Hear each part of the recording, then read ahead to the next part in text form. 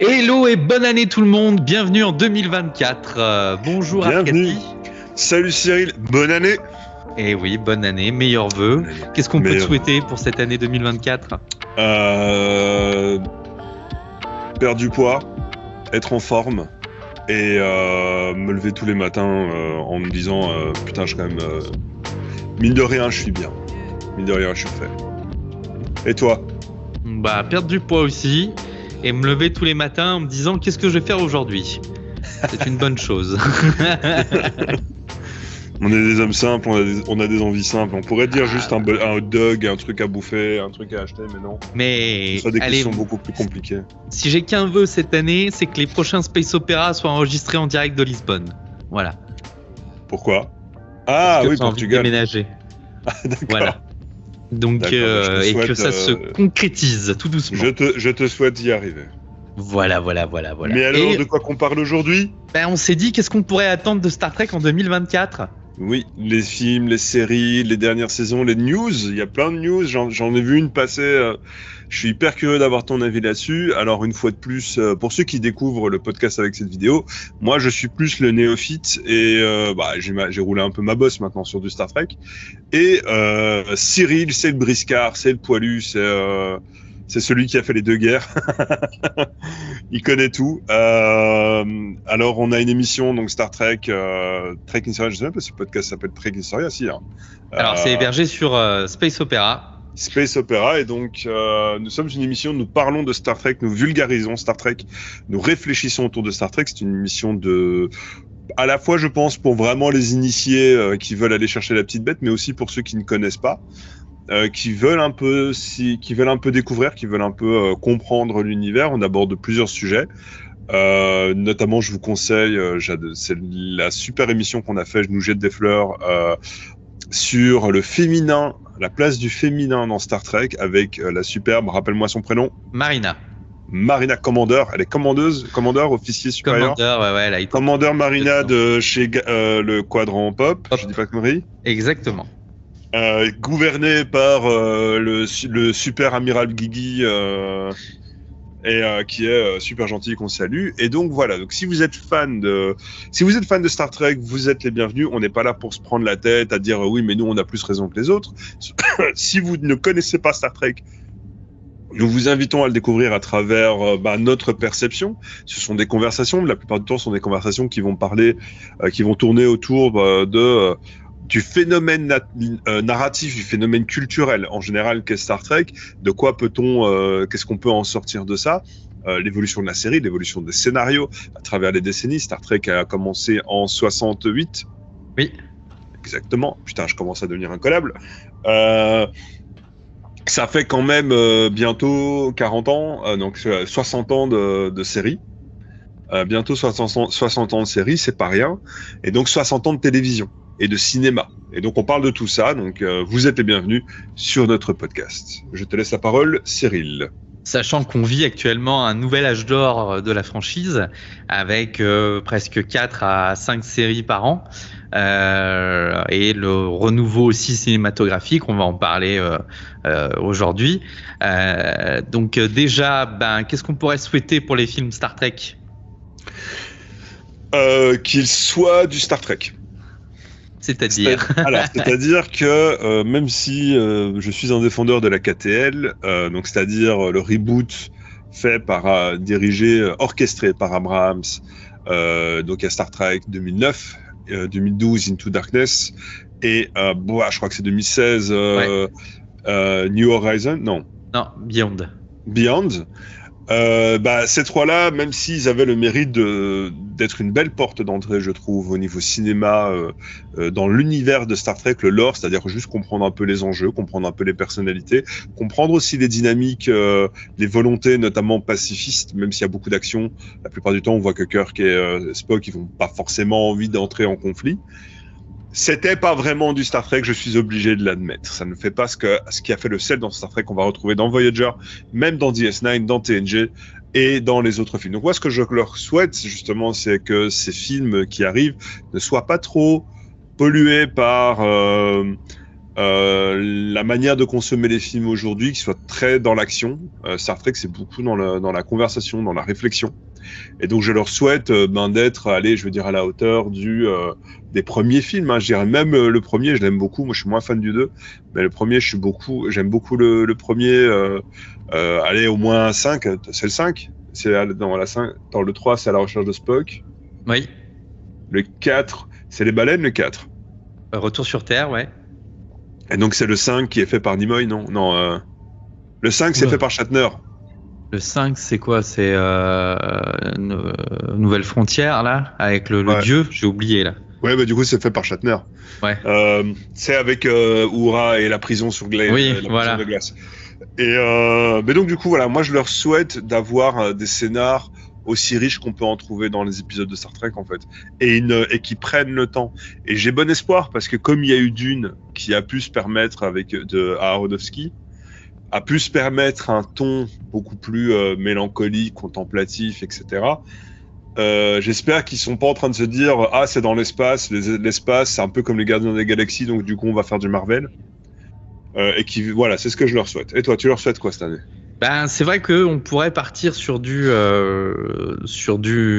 Marvel en mode Gardien de la Galaxie au vu de Beyond, qui a été réalisé par le réalisateur de Fast and Furious, d'où cette patte un peu énergique tout le long du film. Ouais. Il y a 2 films toujours en préparation.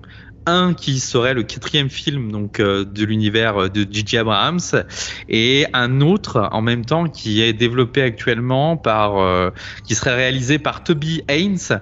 Alors ce nom vous dit peut-être pas grand-chose, mais c'est lui qui a réalisé en grande partie Star Wars Andor pour la plateforme Disney+. Paraît-il était l'une des meilleures séries Star Wars. C'est pas la meilleure série d'un point de vue critique. La meilleure série Star Wars que Disney ait pu torcher. Et le mot torcher choisi. Il a dirigé des épisodes de Doctor Who et de Sherlock, donc on serait dans un esprit très très british. Et c'est lui qui a fait notamment dans Black Mirror l'épisode USS Callister, qui était une parodie de Star Trek. Ah oui, je l'ai vu. Voilà. Donc on a quelqu'un qui connaît l'univers. On aurait aussi Seth Graham Smith qui a écrit le film Lego Batman, et de l'autre côté, et il voudrait, de ce qu'on sait, donc des rumeurs, des gossips, venir aux origines de la Fédération. Donc c'est-à-dire post-Capitaine Pike, et bien avant que la Fédération existe pour de vrai, pour ce qu'elle est, quoi. Attends, post-Pike après Pike, pardon. Je dis de la merde. Enterprise, après Enterprise avec Archer, et avant Pike, que la Fédération existe. Donc, un des seuls moments vraiment catalyseurs dans l'histoire de Star Trek, c'est la guerre Terre-Romulienne, pardon. Beaucoup d'action, du coup. Qui donne la naissance de la Fédération et qui donnerait beaucoup d'action, un film qui enverrait peut-être du lourd. Mais tu vois, on reste dans du Star Trek là, très dynamique. Ouais. Et pas très contemplatif à la Dune. Tu parlais de Dune où Villeneuve il se permet des plans, il se permet de réaliser son film là sur 10 ans. On n'est pas dans le même genre de machine à production là. Effectivement, j'avais pas du tout pensé que moi ça m'intéresse les origines de la Fédération. Donc j'avais commencé Enterprise. Bon, au bout d'un moment, les voir baiser tous les épisodes, ça me saoulait. Mais cette période-là, moi j'aime beaucoup la période de TOS, c'est-à-dire la période cowboy, Conquest. Conquest, j'en parle souvent, et la période de la guerre avec les Klingons. Moi, c'est les Klingons, je les aime beaucoup.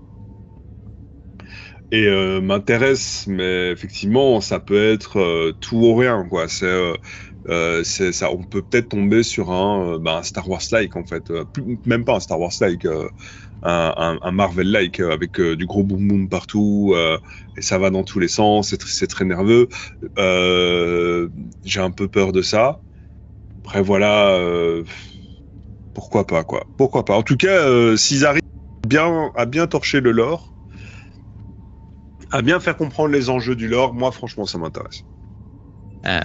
Après, donc on sait qu'on va avoir la dernière saison de Discovery cette année. Yeah, j'ai toujours pas vu la 3. Donc savoir qu'est-ce qu'on peut attendre de Discovery, une bonne conclusion. C'est ce qu'on peut attendre de toutes les séries, ouais.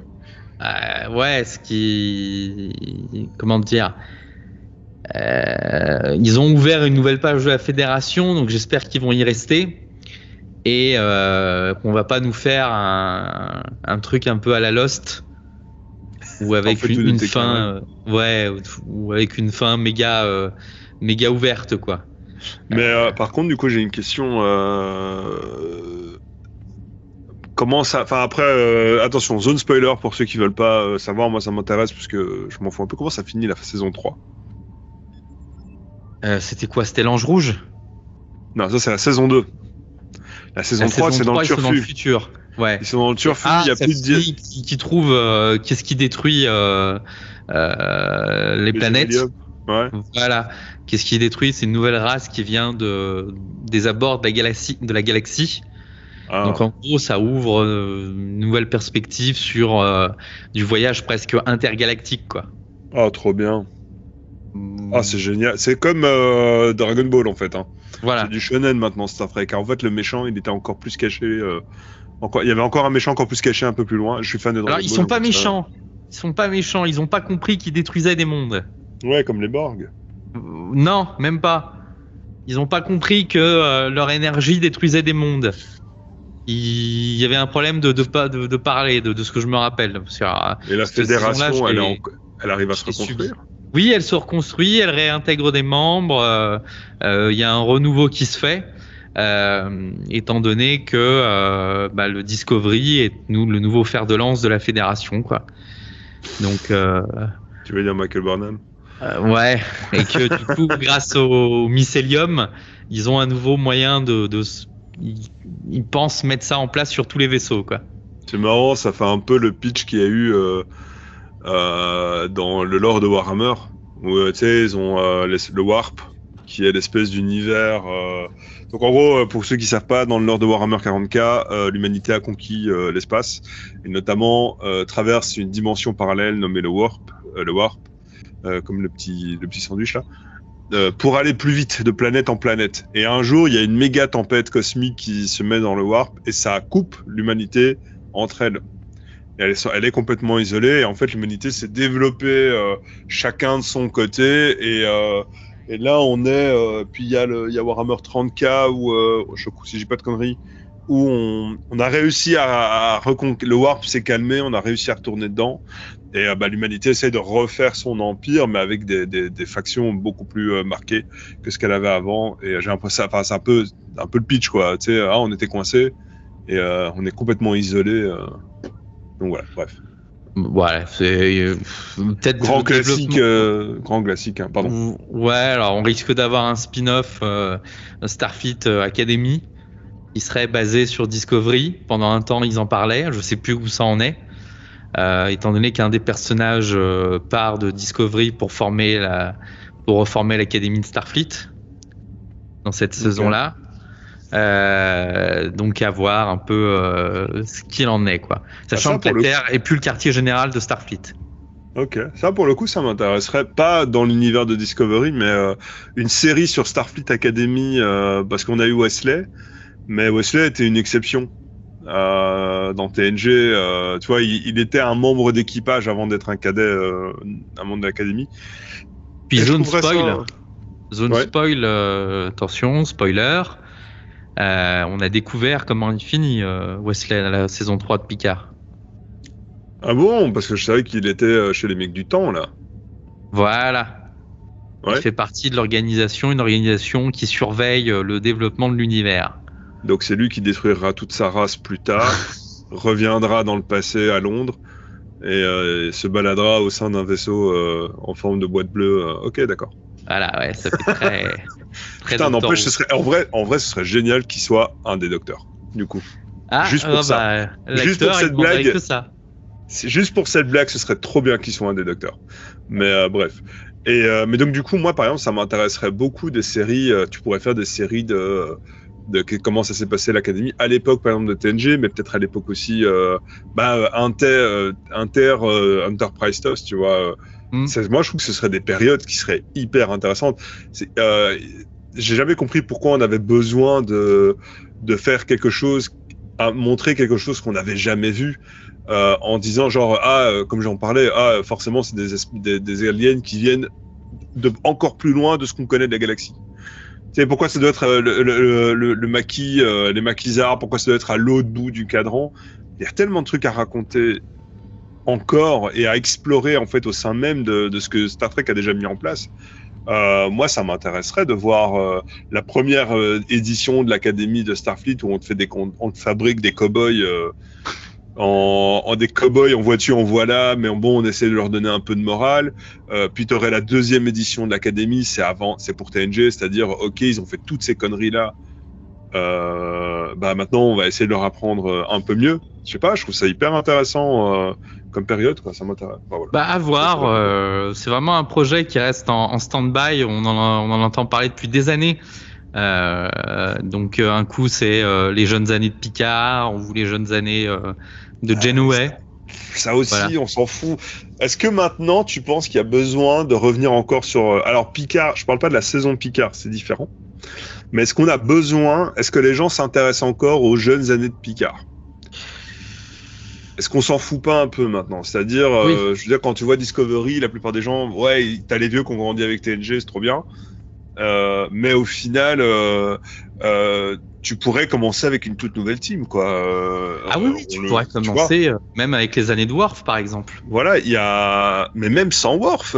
En fait, pour moi, la force de Star Trek, c'est que tu n'as pas besoin de mettre. Vous vous rappelez qu'en fait, tout est interconnecté. Oui. Tu vois, tu peux juste dire, voilà, dans la team, tu sais, un épisode Académie, c'est juste une série sur la Star Trek Academy. On va appeler ça comme ça. C'est du pensionnat, quoi. C'est du pensionnat. C'est une série pensionnat. Harry Potter, par exemple, c'est de l'histoire de pensionnat. Donc, tu pourrais le faire. Tu crées ta nouvelle team. Je sais pas, moi, par exemple, on n'a pas besoin de ça pour kiffer les personnes. On n'a pas besoin d'avoir des acteurs connus pour kiffer Starship Troopers. Oui. Alors que ça commence à la et c'est hyper intéressant de les voir se développer. Imagine un Starship Trooper, mais dans Starfleet Trooper, ce serait trop bien, quoi. Et sans avoir besoin de rappeler, parce qu'à nouveau, les gens qui regardent Worf, alors oui, la série Picard est là pour ça, en fait. Vous vous rappelez Picard, comment il était cool? Bon, maintenant, il a 97 ans, mais il reste cool, hein. Et Worf, il reste cool, tu vois. Mais non, explorer des trucs, je suis même moins... c'est bon, on a revisité Kirk avec la KTL. Je maintiens qu'il est toujours très bien écrit. Je maintiens toujours qu'il est bien écrit. On peut passer à autre chose. On peut présenter un autre univers, un autre vaisseau à l'époque de TOS, quoi. Faisons-le. Lançons-le. Moi, j'appelle la Paramount qui m'entendra jamais, qu'on n'a rien à branler de ma gueule. Faites-le. Et voilà. Dans DS9, il y a 2 épisodes très intéressants avec le cadre rouge, qui sont des cadets de l'élite. On suit et pareil, il se retrouve, ce cadre rouge se retrouve derrière les lignes ennemies, bloqués sur un vaisseau du style Défiant, et ils continuent leur mission alors que c'est tous des cadets, quoi. Assez intéressant. Ça peut aussi faire un bon Survivor. Ouais. L'épisode était intéressant. Avec des cadets qui font que des conneries. Tu sais, oh putain, ce serait génial comme histoire. Attention, on va pas virer à Lower Decks. Non, ce que je veux dire, c'est s'ils sont livrés à eux-mêmes, c'est pas Lower Deck. Ouais. Lower Deck, ils sont encadrés. Si c'est livré à eux-mêmes, c'est Prodigy. Ouais, mais alors bon, imagine que s'ils sont livrés à eux-mêmes, mais avec la formation Prodigy, ils rejoignent Starfleet. Moi, je te parle de cadets, un mélange entre Prodigy, Voyager et Lower Deck. Non, voilà, c'est un mélange entre Lower Deck, mais dans la configuration Voyager. Ils étaient en train de réparer un vaisseau, ils devaient nettoyer un truc, ils partent avec un capitaine, il y a une anomalie spatiale à la Star Trek, ils sont TP ailleurs. Pendant la TP, plusieurs gens meurent, notamment les officiers. Et là, t'as des cadets qui doivent s'occuper d'un vaisseau, quoi. Et ils savent pas où ils sont. Donc ça serait hyper intéressant. Enfin moi, ça serait un concept qui me ferait vachement, je kifferais, quoi, tu vois. Pour voir un peu les, tu sais, jusque là, les capitaines ont toujours été garant de la morale de Starfleet et ils savaient ce qu'ils faisaient. Alors que là, tu aurais des cadets livrés à eux-mêmes et qui devraient essayer d'à chaque fois revenir. Bon, la comparaison est pétée, mais tu sais, le manuel des Castors Junior, quoi. Avec Riri, Fifi et Loulou. Revenir aux bases. Ça pourrait être sympa. Je vois aussi qu'il y a prochaine saison de Strange New World et Lower Deck. Strange New World que j'attends. Lower Deck que je dois découvrir. Il y a une émission qu'on a faite avec le commandeur Guigui. Qui, je crois que c'est sur l'une des derniers podcasts qu'on a fait de l'année. Où il a réussi. Il y a deux choses. Il a réussi à m'intéresser vraiment à Lower Deck. Ou c'était toi? Non, c'était des Guigui. Non, c'était Guigui. Où je me suis dit, allez, je vais donner une chance. Et j'ai eu une espèce d'épiphanie où en fait, c'est surtout, il y a un personnage que je peux pas blairer et qui malheureusement est central à l'histoire. Mais qu'en fait, le reste je peux l'apprécier. Donc, je vais redonner une chance à Lower Deck pour pouvoir peut-être attendre cette nouvelle saison. Puis t'as Strange New World. Avec ses bons côtés, ses faiblesses. T'attends quoi de Strange New World saison 3, toi? Bah, de connaître un peu plus les Gorn. C'est un peuple qu'on a très peu vu, dont on entend souvent parler. On était sur un cliffhanger en plus le dernier épisode. Donc, j'attends avec impatience cet univers un peu pré-cowboy, de voir comment Spock et tout doucement Kirk se mettent en place. Et d'avoir encore peut-être un peu plus de races extraterrestres, genre les Tellarites, on les voit très peu dans l'univers de Star Trek alors que c'est des membres fondateurs, d'avoir encore plus de folie. Je pense que Strange New World, comme le Lower Deck, se propose à la folie trekkienne. Notamment l'épisode chanté. Ouais, mais tu vois, par rapport aux autres séries ou aux autres projets qui sont en cours, qui sont parfois assez sombres, même tu vois, si Star Trek Beyond c'était réalisé par un gars qui a réalisé Fast and Furious, ça restait quand même un peu sombre. D'avoir ce côté un peu flamboyant de Starfleet. Ce que je voudrais avec SNW, c'est plutôt un peu moins de les filles d'à côté dans Starfleet et un peu plus de donc ce que j'entends par là, c'est très axé sur la vie de tous les jours de l'équipage. La saison 2 était très axée là-dessus, ce qui n'est pas un problème en soi, mais comme j'en parlais dans un des podcasts, le Star Trek féminin, c'est un Star Trek, c'est un équipage où il y a énormément de femmes, l'équipage du Strange New World, et j'aimerais voir du coup beaucoup plus d'épisodes de Star Trek à l'ancienne sur des gros conflits moraux. Où on va vraiment, tu sais, alors t'arrives sur une planète, oh mon dieu, il y a deux factions qui se battent, il faut les régler. Voilà, j'ai envie de voir un petit peu, j'aimerais bien revoir plus d'implications diplomatiques, géopolitiques dans Strange New World, et avec toujours les petites histoires de cœur et les peines et les machins, ça me fait toujours plaisir à regarder. Mais voilà, j'espère qu'ils vont gratter là-dedans. Ouais. Pour Lower Deck, les épisodes se valent plus ou moins. Il y en a très peu qui sont faibles, donc on verra ce que ça donne. Voir s'ils arrivent à creuser aussi un peu plus dans l'univers qui existe déjà. Mais j'ai pas de grosses attentes sur Lower Deck. C'est comme Rick et Morty, quoi. Finalement, c'est tellement tout le temps too much que tu te dis bon, ils sont arrivés au bout. Et finalement, à chaque fois, ils te surprennent en allant toujours plus loin, quoi. Puis en plus, Lower Deck, ça a quand même vraiment une position de c'est la machine qui tourne en fond, quoi. C'est le petit épisode qui fait plaisir, tu regardes. Est-ce que tu considérerais pas que ce serait pas entre guillemets, l'équivalent de Voyager de notre époque? C'est-à-dire, t'as ton épisode de la croisière s'amuse et t'es content, et Claire. T'as ton épisode de Lower Deck et voilà, tu l'as maté, c'est chouette, mais on va regarder telle et telle série pour les vrais bails un peu plus intéressants, quoi. Ouais, non, mais t'as raison. La métaphore. Sans critiquer Voyager, hein, mais. Et en plus, ce qui est super cool, ce qui est super drôle, c'est que il y a plus de promotion dans Lower Decks que dans Voyager. Harry Kim. Il y a plus de morts aussi dans Voyager. Voilà. Donc, je pense j'ai vu une blague de Harry Kim, 8 ans de service et toujours pas promu, alors qu'en 2 ans de service, Seven of Nine est devenu capitaine, quoi. Donc, Voilà. C'est voilà. le problème de la hiérarchie en entonnoir. Hein. Il y a pas beaucoup de place. Sur la fin, ouais. Tout le monde ne devient pas capitaine. C'est ça. Alors, on nous parle depuis longtemps d'un projet Section 31, spin-off de Discovery, qui serait finalement peut-être un téléfilm ou un film, mais diffusé sur Netflix ou Paramount+. La grève des scénaristes étant passée par là, on n'en sait pas plus. On sait que c'est en cours de production. Ouais. J'ai déjà dit ce que je pensais de la section 31. On a un podcast là-dessus. J'avoue que moi, ça ne m'intéresse absolument pas.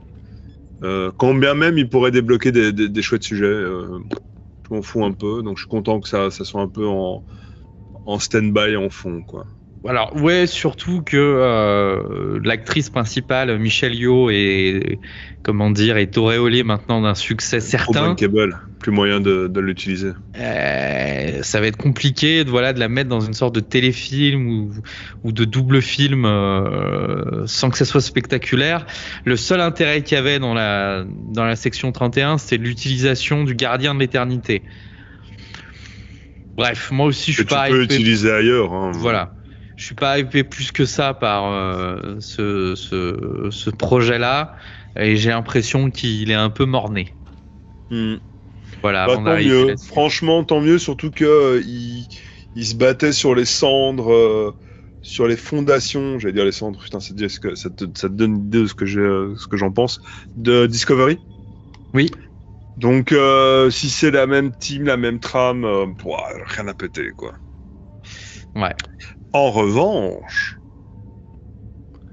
une section 31 période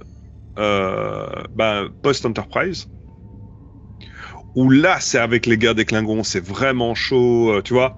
Là, je trouve que ce serait intéressant. Pourquoi pas ? Tu vois, cette période-là, en fait, qui est une période de trouble, il faut essayer de fabriquer la fédération, on essaye de faire notre truc de loi.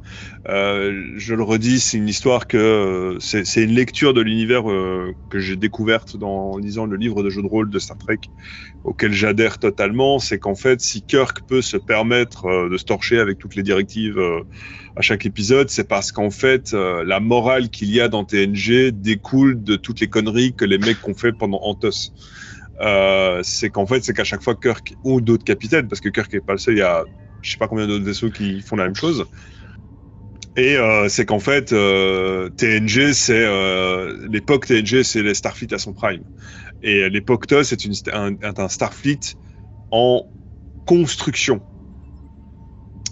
et donc moi ça m'intéresserait parce que là une section 31 serait parfaitement légitime. Et aurait des choses hyper intéressantes à raconter, parce qu'avec, tu sais, t'aurais d'un côté Starfleet qui dit ok, non, on va essayer de la jouer bien, on va essayer d'être propre, il y a les Vulcains qui sont derrière, machin et tout, et t'as l'espèce de pulsion humaine qui veut à tout prix dire ouais, mais imagine, on peut pas leur faire confiance, quoi. Et ça pourrait être sympa. C'est une période propice à ça, surtout à la guerre des Klingons, qui est la preuve que tous les aliens, ils sont pas juste super sympas, et c'est pas des Prosperos, c'est pas tous des Prosperos sur le Rill. Klingons et Romuliens. Et Romuliens. Et oui, c'est vrai ça. Les Romuliens, on les découvre dans TOS. On les découvre aussi dans Enterprise. Ouais, mais le fait qu'on découvre qu'ils ont la gueule de Spock, je veux dire. Oui, c'est dans TOS, ouais. Voilà, donc c'est dans TOS qu'ils ont ça et qu'on fait oh mon dieu, mais vous avez la gueule de l'ennemi. Et du coup, je veux dire, si ok, on les découvre dans Enterprise, mais s'il faut qu'on attende cet épisode-là de TOS pour que, en gros, la Fédération se rende compte qu'ils ont la gueule des Vulcains, c'est qu'il n'y a pas eu trop d'interaction depuis, quoi. Bah si, il y a une guerre nucléaire. Ah bon ? Alors en fait, justement, la Fédération se cristallise. L'alliance entre les Vulcains, les Tellarites, les Andoriens et les humains se cristallise parce qu'il y a cette menace romulienne, donc que personne n'a jamais vu un Romulien, mais ils font la guerre aux humains. Okay. Une guerre nucléaire par vaisseau interposé, et jamais personne n'a vu le visage de l'ennemi. Oh, putain, c'est stylé, Voilà. ça. Et du coup, là, ça légitime de ouf la section 31 à cette période. Exactement. Donc, et de savoir pourquoi est-ce que les Vulcains ont jamais révélé que les Romuliens c'était des cousins à eux, quoi. Parce qu'ils le savent depuis le début. Ouais. Voilà. On a tous un cousin quand on a un peu honte comme ça. Pour mes cousins, c'est moi. Bon, alors dans les choses plus réjouissantes, mais qui sont pas prévues, mais qui est demandé par la fanbase, c'est un Star Trek Legacy.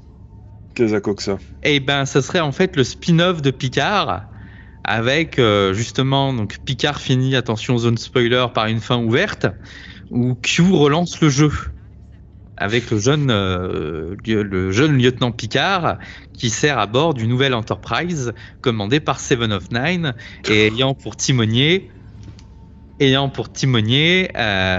jeune Laforge. Mais qu'est-ce qu'on s'en fout? Une jeune Laforge? Oui. Mais qu'est-ce qu'on s'en fout, putain?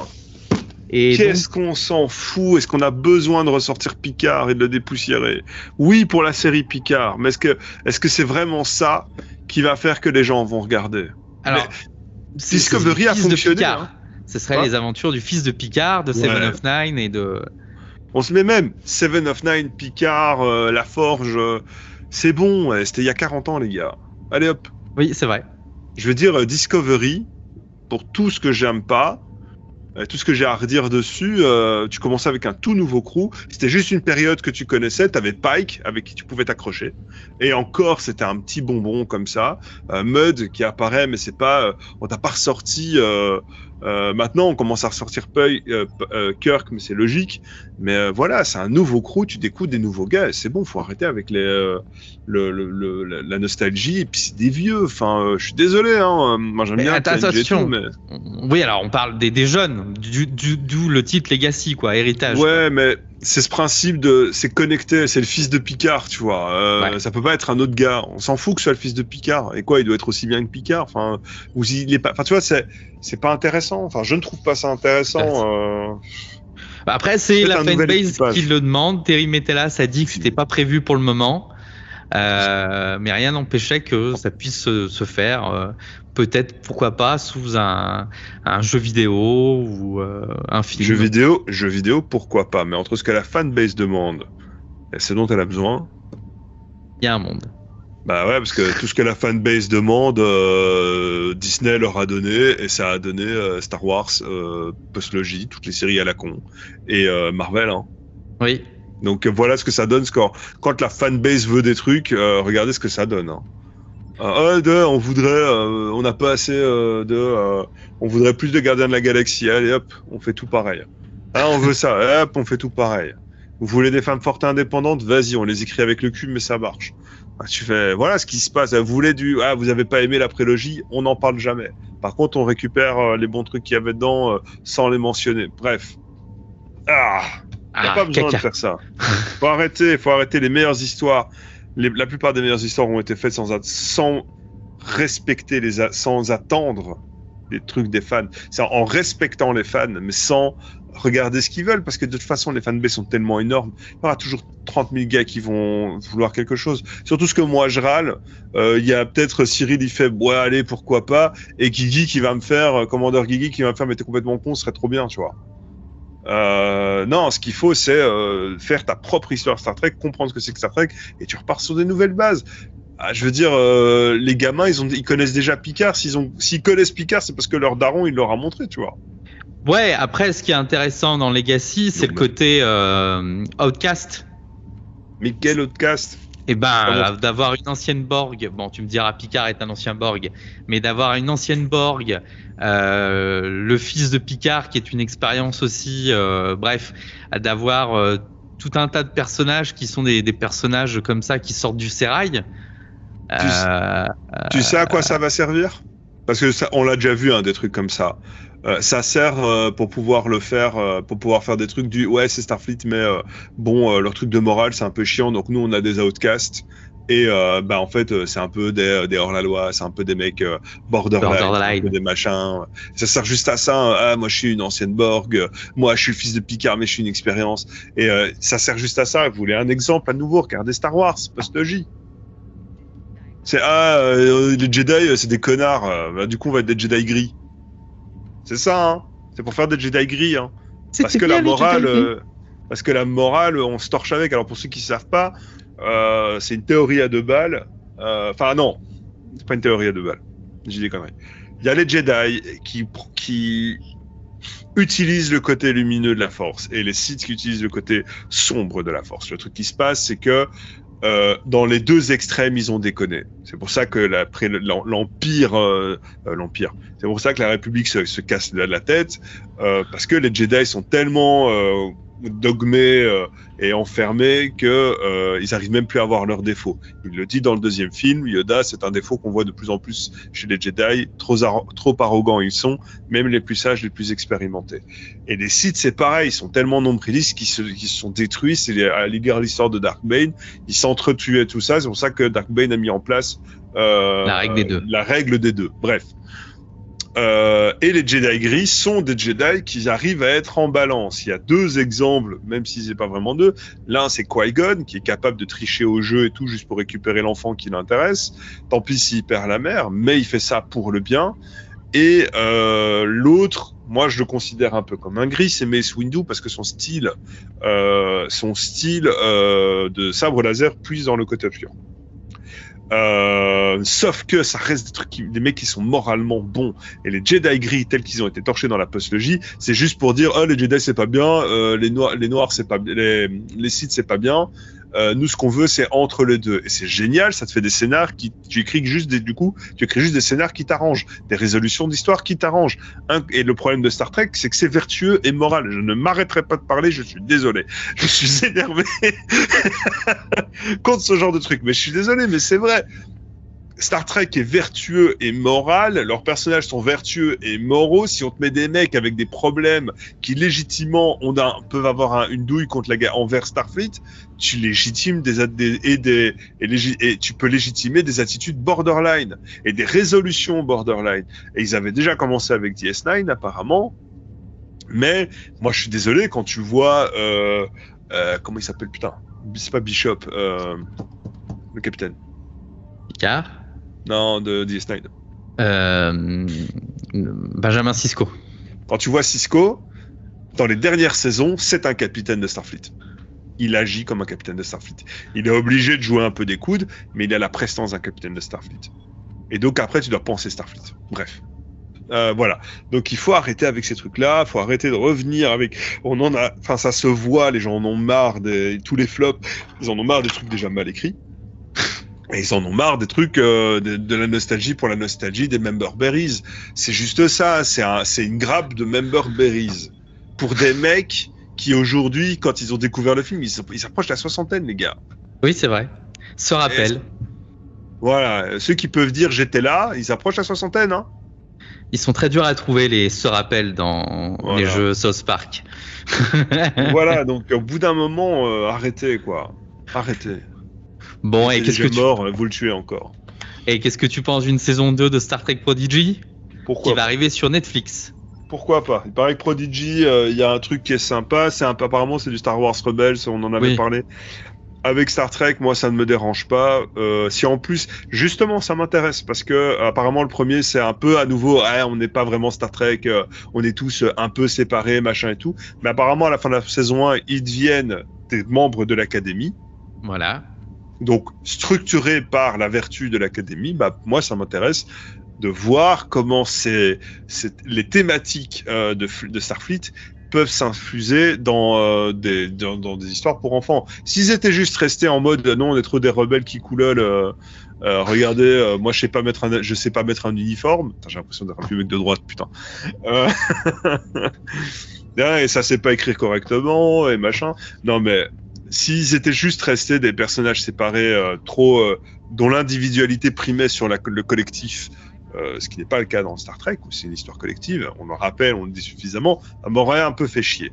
Mais qu'on dise, voilà, ces individualités apprennent à œuvrer ensemble pour finir rejoindre un truc beaucoup plus grand sous la même bannière, et ça, c'est hyper important. Moi, je suis curieux de voir la saison 2. Oui, en plus, il y avait des arcs narratifs qui étaient restés ouverts. Donc, voilà. Ils ont ramené à nouveau Janeway, hein, mais bon. Oui. Janeway Old. Voilà, ok. Bon. Mais après, bon, ça, c'est moins grave. Sauf si elle est tout le temps là, tu te fais, est-ce qu'on avait besoin de Janeway pour attirer l'attention des gens? J'en sais rien. Mais bon, c'est pas la même chose que de faire. Puisque le Janeway, à mon avis, j'ai pas vu les épisodes, mais elle doit rester périphérique. Les épisodes doivent se concentrer autour des personnages. Oui, elle est périphérique. Voilà, donc elle est périphérique. C'est pas genre, on centre l'histoire sur les Member Berries, quoi. C'est l'hologramme de formation.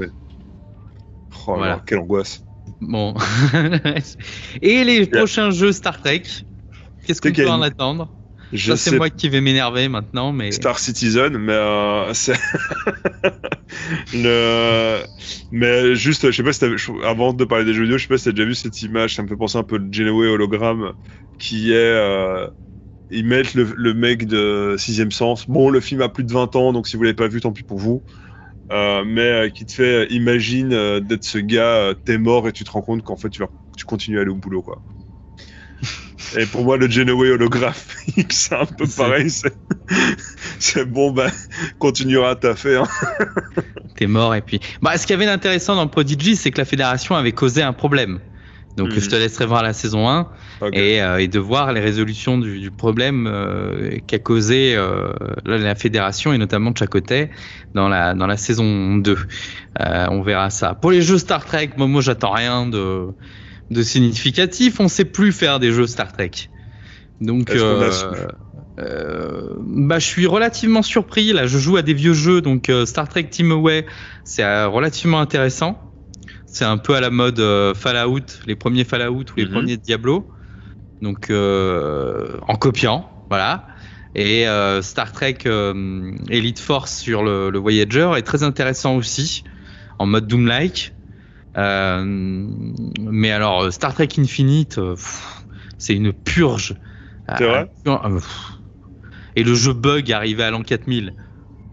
Donc apparemment il y a plus de Starfleet en l'an 4000. C'est compliqué, quoi. Le jeu bug, il est mal fait, il est répétitif à souhait. Il y a aucun intérêt à jouer à une civilisation plus qu'une autre. T'es face aux mêmes problématiques en fait. Donc le jeu Dune par contre était beaucoup plus intéressant. À part faire des FPS Star Trek, je vois pas. Mais est-ce que je pose vraiment la question sérieusement et me sortez pas un autre jeu qu'il y a eu avant parce que vous l'avez aimé. Est-ce qu'il y a moyen de faire un bon jeu vidéo Star Trek? Vu quand tu vois le problème des imbrications, moi je dirais faudrait un bon jeu vidéo Star Trek, ça devrait ressembler aux dynamiques de Baldur's Gate 3 avec des ramifications de scénar en fait. Et tu fais des choix et ça implique sur une timeline gigantesque. Bah, c'est ce qu'on nous avait vendu avec Infinite. Et il s'avère que quoi que tu fasses, tu tombes sur les mêmes choix, arrive à un moment, quoi. Ouais. Pour moi, ce serait un mix entre ça, entre Baldur's Gate. Alors, je sais même pas si c'est possible, mais ce serait un Baldur's Gate / MMORPG, tu vois. Ouais. Ou un RTS. C'est-à-dire, t'arrives, tu fais ton choix, ça change la timeline, mais pendant que tu es déconnecté, il y a d'autres qui ont joué, ça a changé la timeline aussi. Et t'es obligé de te démerder avec ce que les autres ont fait. Pourquoi pas? Et un jeu de gestion. Ouais, un RTS. Un petit jeu de gestion, tu sais, Enterprise. Faut déboucher les chiottes, faut nourrir. Tu sais, un synth, quoi. Tu vois, pas je sais plus comment on appelle ce jeu. Les Sims. Pas les Sims, je crois que c'est un nom pareil, mais truc City. Tu sais, tu dois gérer ton Enterprise, tu dois gérer il y a des problèmes quand tu dois gérer ta ville, quoi. Tu vois ouais. C'est ça. Et ça je pense que ça pourrait être. Voilà, SimCity. Ouais. Après, j'attends rien cette année de. Alors, dans les sorties, il y a eu Star Trek Résurgence, mais qui est plutôt un jeu en mode Telltale, un jeu narratif. Tu fais pas grand chose, donc tu suis un épisode ou un film, quoi. J'ai pas trouvé ça incroyable, quoi. dans les jeux qui sont sortis cette année sous le nom Star Trek, quoi. Ouais, non, voilà, moi j'ai joué à aucun jeu, je t'ai vu une fois jouer à un jeu Star Trek, c'était online, je crois, Oui. et à nouveau, c'est pas intéressant pour moi. Star Trek, même un platformer. En plus, à l'époque, ce que je voyais à l'époque, ça avait une petite vibe Tomb Raider, mais dans le gameplay. Mais tu vois, c'est pas intéressant. Star Trek, c'est pas de la bagarre, c'est pas de l'action. Voilà. Peut-être même un Star Trek jeu de stratégie, bataille navale, mes frères, t'es pas censé te battre. Donc à part avoir un jeu de bataille navale avec un skin, c'est là l'intérêt de la conversation. Hein, il y a une différence entre avoir un bon jeu avec un skin Star Trek et avoir un jeu Star Trek.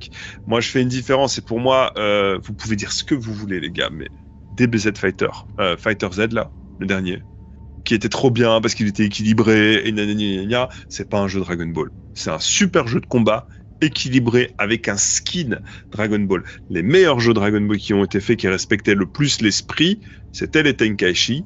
Pourquoi ? La saga Tenkaichi, surtout avec son Prime qui était le 3, le 4 bientôt en sortie. Pourquoi ? Parce que c'est ce qui respecte les combats Dragon Ball, à savoir des écarts de puissance monstrueux. Tu peux te balader de part et d'autre de la map, tu bourrines un type jusqu'à ce qu'il se relève plus. Dragon Ball n'est pas un univers qui est pensé pour être équilibré, c'est un univers qui est pensé pour être grandiloquent, qui est impressionnant. Et donc quand vous faites Fighter Z, les gars, vous faites juste un Street Fighter avec des personnages ultra bien équilibrés, mais ils sortent pas de l'écran. Quand ils volent à 5 cm parce que ça dépasse pas la case, ça dépasse pas l'écran. Super. Tu te fais chier à être tu te fais chier à te transformer Super Saiyan, t'as pas grande différence. Bref. Et moi, je trouve que voilà, on peut faire des bons jeux avec un skin Star Trek, mais est-ce qu'on peut faire un bon jeu Star Trek ? Moi, je me demanderais j'invoque Commandeur Guigui pour cette question-là. Eh ben, je lui demanderai. Je lui ferai signe pour qu'il nous réponde sur les réseaux sociaux. Guigui, mais nous t'invoquons. Nous dirons 3 fois ton prénom. Mais ouais, il n'y a pas de super bon jeu. On avait quelques commentaires de gens qui attendaient des choses, notamment je suis le Chacal, qui nous dit j'attends toute Star Trek. Oui, ok, nous aussi. Quelqu'un qui aime. Voilà. La Violette Ludovicu. Bon, j'attends un film de haut vol entre la section 31 et la ligne Pike. D'accord. Pourquoi pas ? À nouveau, c'est une période où la section 31, pour moi, légitime son existence. Même si elle devrait être sur la fin. Si on veut vraiment intégrer la section 31 dans la chronologie telle que je le vois, elle se fait avec Enterprise et se termine à l'époque TOS. Entre autres. Et tu peux dire avec une petite cellule qui reste où en fait c'est juste 3 gars dans un coin qui ont pété un plomb, tu vois, et qui continuent à tourner et qu'on détruit dans DS9. Hein. Ça, j'ai pas de souci. Mais voilà. John, vas-y. Alors, qui nous dit j'attends un film qui parle d'esprit ouvert, de bienveillance, de tolérance, comme dans TOS. Je voudrais de la cohérence et niveau coiffure des pattes en pointe. Et anticapitaliste, critique du libéralisme et des anti-écolos qui sont en train de nous cyberpunkiser la société. Waouh. Déjà, il y avait un Discovery à la dernière saison nous parlait d'écologie de façon un peu détournée, avec cette surconsommation des vaisseaux de Starfleet. Pas comme si ça faisait 20 ans qu'on en parlait. Voilà. Dans les films d'enfants. Entre autres. Ça te donne le niveau. Hein. Et anticapitaliste, on peut pas faire plus dans Star Trek, il n'y a pas d'argent, donc les mecs ils échangent, ils troquent. Ouais. Mais après, effectivement, c'est plutôt dans la manière de considérer les choses. Par exemple, comment on pourrait considérer un Star Trek différent de notre société ? Ce serait plutôt dans la considération des personnages de posséder, d'avoir les choses sous la main. Le truc qui est hyper intéressant avec Star Trek, c'est que l'univers de Starfleet s'est fait à partir vraiment la Terre, a atteint son prime à partir du moment où ils ont atteint le machin virtuel là, qui construit des choses. Ah, le synthétiseur ? Ouais. C'est avec la technologie du synthétiseur. Qui fait quoi ? Qui fait que peu importe ce que tu veux, tu l'as. On est d'accord ? Alors oui, ils te font ouais, c'est trop bien, c'est pour la fin dans le monde. Mais peu importe ce que tu veux, tu l'as. Donc en fait, c'est simplement du consumérisme. On te dit, si les gens peuvent avoir tout ce qu'ils veulent, ils seront heureux. Et Star Trek est basé là-dessus. Puisque comme en fait l'argent n'est plus un problème, les ressources ne sont plus un problème, l'humanité a pu se concentrer sur des choses comme l'art, devenir la meilleure personne, la meilleure version de toi-même, blablabla, blablabla. Et peut-être que ce serait intéressant de réfléchir une morale qui tendrait vers ne plus considérer qu'avoir tout sous la main rapidement est une bonne chose. Surtout à notre époque, on continue dès qu'on a un problème, on commande sur Amazon. C'est surtout Enfin, pour répondre à ta question, à chaque fois que tu vois le capitaine, que ce soit Pike ou Kirk, ou même Picard, les mecs ils vivent retirés de toute technologie, quoi. C'est vrai. C'est vrai, mais ils ont de la flotte. En fait, la question du confort n'est jamais mise en place, n'est jamais remise en question. Leur confort, c'est le confort qu'ils acceptent, qu'ils sont prêts à avoir. Que ce soit ascétique ou ultra luxueux, peu importe, tu sais qu'ils l'auront. Et je sais pas, il y a peut-être un truc comme ça qui pourrait être intéressant par rapport à notre époque, pour poser cette question de pourquoi est-ce qu'on aurait besoin d'avoir. Moi, je vois cette question-là dans les IA. Mais vous vous rendez pas compte, les IA artistiques, moi je suis dessinateur, les IA artistiques, ouais, mais moi j'ai envie d'apprendre en fait, une IA d'artiste, c'est quoi? C'est des gens qui savent pas dessiner, qui savent pas tenir un crayon, qui sont frustrés de ça, et qui utilisent un outil pour leur faire croire qu'ils en sont capables. Et en fait, même s'ils disent non, c'est pas vrai, je le crois pas, mais en fait, au final, pourquoi t'as besoin de savoir faire une image? Pourquoi tu peux pas accepter qu'il y a des choses que tu ne sais pas faire? Moi, je sais accepter que je ne jouerai jamais du violon, ou de la cornemuse, parce que j'adore ça. J'ai pas besoin d'avoir une machine qui va me dire ouais, mais en fait, t'en es capable. Ou alors, je vais apprendre. Et cette mentalité-là, cette mentalité de je veux tout, tu vois. Et le synthétiseur, pour moi, représente ça aussi. Alors, c'est bien, on a pété la fin dans le monde. Mais je pense qu'il y a peut-être un truc, il y aurait peut-être un truc à creuser là-dessus. Ce serait une question. Qu'est-ce que tu en penses, John? Voilà, on pose une petite pierre bien salée, hein, la pierre. Hein, réponds-nous. Réponds-nous, s'il te plaît. Voilà. Bah, c'est pas mal déjà pour ce qu'on attend pour cette année. Mais ouais, on a quand même pas mal de choses. Je sais même pas combien ça a duré l'émission là. 1h05. On vous fout pas de vos gueules, hein. On se fout pas de votre gueule. Hein. On fait ça bien. Hein. Ouais. Donc à vous de nous dire ce que vous attendez pour l'année prochaine, pour cette année, pardon. N'hésitez pas dans les commentaires YouTube, notamment, à nous expliquer tout ça. On y revient de temps en temps. En plus, donc, on est 3000 aidés là. Tu m'as montré des super chiffres l'autre fois. Oui, on n'est pas 3000. Il y a eu 3000 téléchargements. Voilà. Donc on est écouté. On fait à peu près une centaine d'écoutes par épisode. Écoutez, c'est 100 personnes qui peuvent entendre cette superbe voix grave et suave. Sans compter YouTube, où on est à peu près à 200, 250 vues par épisode. Faites-vous plaisir. Voilà. YouTube que vous pouvez écouter sur YouTube Music aussi, le podcast. Exactement. Et ceci est un chat. Oh, voilà. Il y a un petit chat pour les podcasteurs, il y a un petit chat qui est passé, un petit minou qui est passé sur un vrai chat, hein, du coup. C'est pas moi, c'est pour Cyril. Pourquoi fais-tu des blagues pareilles? Moi, je fais des blagues. Allez. Sur ce, gros bisous. Bonne journée. Et ciao. On vous attend pour le prochain épisode. À bientôt.